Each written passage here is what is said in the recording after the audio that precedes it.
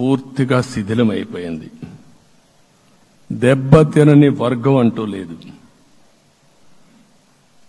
అందుకనే ఓసారి ఆశ్చర్యం కూడా వేస్తుంది.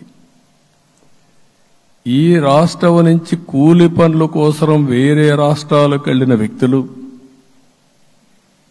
సొంత డబ్బులు పెట్టుకుని వాళ్ళ యొక్క ఫుడ్ కూడా పాకెట్స్ తయారు చేసుకుని వచ్చి ఓటేసి మళ్లీ వెళ్లారు. ఇది ఊహించని పరిణామం. ఇక్కడుండేవాడు ఓటేయడం ఒక ఎత్తైతే పేదవాడు చిన్న చిన్న పనులు చేసుకునేవాడు కూడా వచ్చి ఓటేశారు. ఎక్కడో అమెరికా, ఆస్ట్రేలియా, ఆఫ్రికా విదేశాల్లో ఉండే ఎన్ఆర్ఐస్ అయితే లక్షల రూపాయలు ఖర్చు పెట్టుకొని వచ్చి పనిచేశారు. లక్షల రూపాయలు ఖర్చు పెట్టుకొని వచ్చి మనకు ఓటేశారు. నా జీవితంలో ఎన్నోసార్లు ఎన్నికలు చూశాను, కానీ ఈసారి ఒక బాధ్యతతో ఓటర్స్ ప్రవర్తించిన తీరు శాశ్వతంగా తెలుగు జాతి చరిత్రలో మిగిలిపోతుంది. అది ఈరోజు జరిగిన విషయం మనం గుర్తుపెట్టుకోవాలి. మనందరం ఒకటే గుర్తుపెట్టుకోవాల్సిన అవసరం ఉంది. ఏ అహంకారంతో విర్రవీగిపోయారో ఆ అహంకారం కూలిపోయింది. ఎన్నోసార్లు మనం చెప్పాం, ఏ వ్యక్తికి పదవొస్తే వినయం కూడా అవసరం. పదవొచ్చిందని విర్రవీగిపోయి రేపనేది లేకుండా ఉంటుందనుకుంటే మాత్రం ఇదే జరిగే పరిస్థితి వస్తుంది. అయితే మీ అందరినీ నేను కోరేది ఒకటే, ఇవన్నీ ఒక కేస్ స్టడీగా మీరందరం స్టడీ చేసుకోవాల్సిన అవసరం ఉంది. ప్రజలు బూతులు మాట్లాడే నేతల్ని, అరాచక శక్తుల్ని, అవినీతి పరుల్ని చూశారు. పాలకులంటే ఎలా ఉండాలో చూశారు. ఈ 5 సంవత్సరాల్లో పాలకుడు ఎలాంటి వాడు వచ్చి అర్హత లేని వ్యక్తి ఏ విధంగా ఉన్నాడో చూశారంటే, ఈరోజు ఇచ్చిన తీర్పు ఈ 5 ఏళ్లు పరిపాలించినటువంటి వ్యక్తి యొక్క ప్రవర్తన చూసిన తర్వాత ఇలాంటి వ్యక్తి పాలనకు పనికిరాడనే ఉద్దేశంతో ఓట్లు చేసే పరిస్థితికి వచ్చారు. ఇది నా ఉద్దేశ ప్రకారం ఒక కేస్ స్టడీ అవుతుంది, మనందరం కానీ జాగ్రత్తగా ఆలోచిస్తే.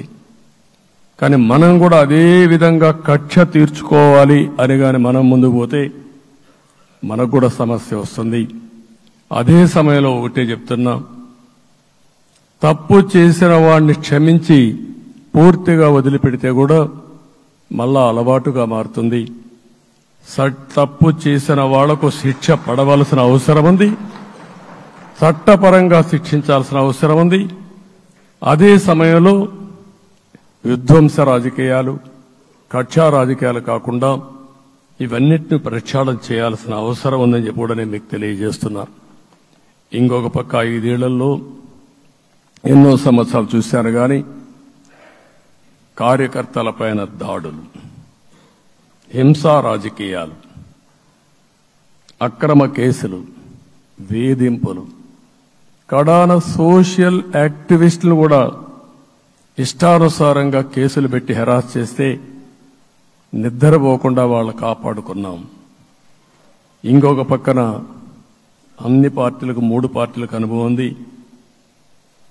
ఈరోజు మీరు చూస్తే ప్రాణాలు తీస్తూ అరాచకంగా ప్రవర్తిస్తూ తెలుగుదేశం పార్టీలో ఒక ఉదాహరణ చూసినప్పుడు అన్ని పార్టీలకు వర్తిస్తుంది.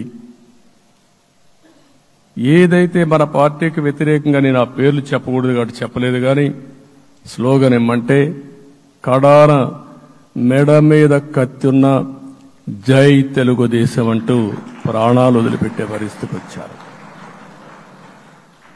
ఇది ఊహించని పరిణామాలు. ఇవన్నీ ఇప్పుడు కూడా కళ్ల ముందర తిరిగే పరిస్థితి వస్తుంది. అందుకే ఈరోజు మనందరం కూడా ఇవన్నీ గుర్తుపెట్టుకుని, నాకు జరిగిన అవమానాలు చూశారు. నేను అందుకే మా కుటుంబానికి జరిగిన అవమానంతో నేను కూడా భరించలేక బయట వచ్చినప్పుడు ఒకటే శపథం చేసి వచ్చాను. ఆ శపథం, ఇది గౌరవ సభ కాదు, ఇది కౌరవ సభ. ప్రజాక్షేత్రంలో గెలిచి మళ్లీ ఈ సభను గౌరవ సభగా చేసి అడుగు పెడతానని చెప్పి శపథం చేసి బయట వచ్చారు. ఓసారి ఇవన్నీ చరిత్ర. ఆ శపథాన్ని ప్రజలు గౌరవించారు. గౌరవించిన ప్రజల్ని నిలబెట్టే బాధ్యత మనందరిపైన ఉంది. సభను కూడా ఎన్నోసార్లు పవన్ కళ్యాణ్ గారు చెప్పారు, భవిష్యత్తులో ఆంధ్రప్రదేశ్ శాసనసభని ఒక గౌరవ సభగా చేసి ప్రజా సమస్యల్ని చర్చిస్తామని చాలా స్పష్టంగా చెప్పారు. అలాంటి బ్రహ్మాండమైన వాతావరణం క్రియేట్ అవుతుంది. దానికి ఒక శాసనసభాపక్ష నాయకుడిగా నేను హామీ ఇస్తున్నా. మళ్లీ ఈ సభను గౌరవ సభగా ఈరోజు మన పరిపాలన ప్రజా ప్రభుత్వంగా మనం ముందుకు పోవాల్సిన అవసరం ఉంది. ముందుకు పోతామని చెప్పి కూడా నేను మీకు తెలియజేస్తున్నా. ఇంకా కిందికి డెప్త్కి వెళ్తే గవర్నమెంట్లో ఏముందో ఇప్పటికి తెలియదు, ఎంత అప్పు ఉందో తెలియదు, ఎక్కడెక్కడ తెచ్చారో తెలియదు. ఇవన్నీ కూడా డెప్త్కి వెళ్ళినప్పుడు ఎన్ని లక్షల కోట్ల అప్పు ఉంది, ఏదేది తాకట్టు పెట్టారు, ఆర్థిక వ్యవస్థ ఏ విధంగా చిన్నాభిన్నం అయిపోయింది, ఇవన్నీ కూడా అధ్యయనం చేసుకోవాల్సిన అవసరం ఉంది. ఇరిగేషన్ రంగాన్ని పూర్తిగా నిర్వీర్యం చేశారు. రాష్ట్రానికి అతి ముఖ్యమైన ప్రాజెక్టు పోలవరం. కేంద్రం క్లియర్గా పోలవరానికి సహకరించారు. నాకు ఇప్పుడు కూడా జ్ఞాపకం ఉంది, 2014 కంటే ముందు నేను ముఖ్యమంత్రి అయ్యాను, ఎంపికయ్యాను, ఢిల్లీకి వెళ్ళాను.